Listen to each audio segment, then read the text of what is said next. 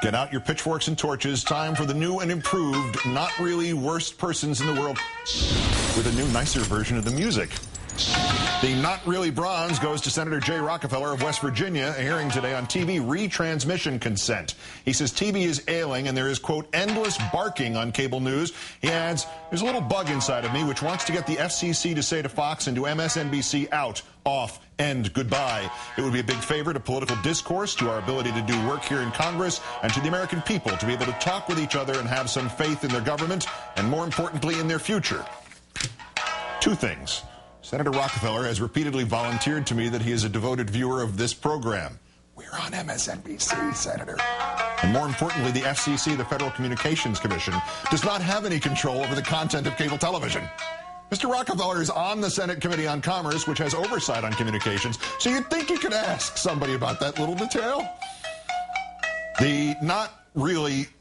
Okay, we need the other music. Brian, thank you. The not really silver, Roger Ailes, as in, what ails this country? The chairman of Fix News. He told an online gossip site today, quote, the president has not been very successful.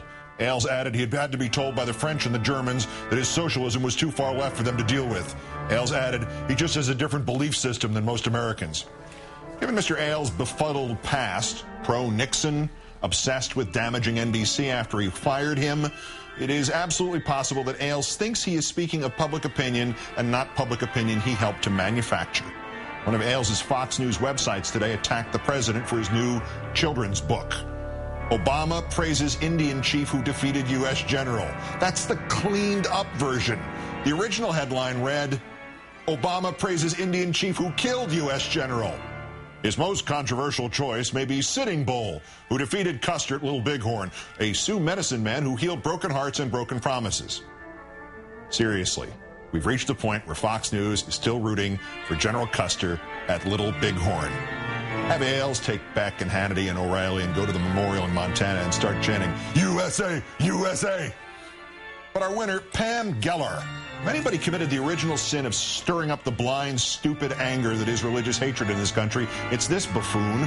When even the Laura Ingrams of this world thought the Park 51 project in New York City was a great example of cultural outreach and healing, Geller insisted it was a triumphal mosque. Well, there is a problem with the 2 minutes hate. You soon lose control of it, and it may come back to attack you.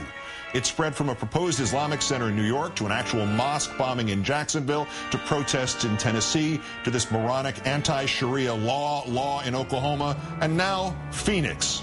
As this structure is being finished, the new dome, visible from the I-10 highway there, is taking shape, and people have been coming up to the builders, to the officials, demanding to know who let them build the mosque with that funny name, La Luz del Mundo.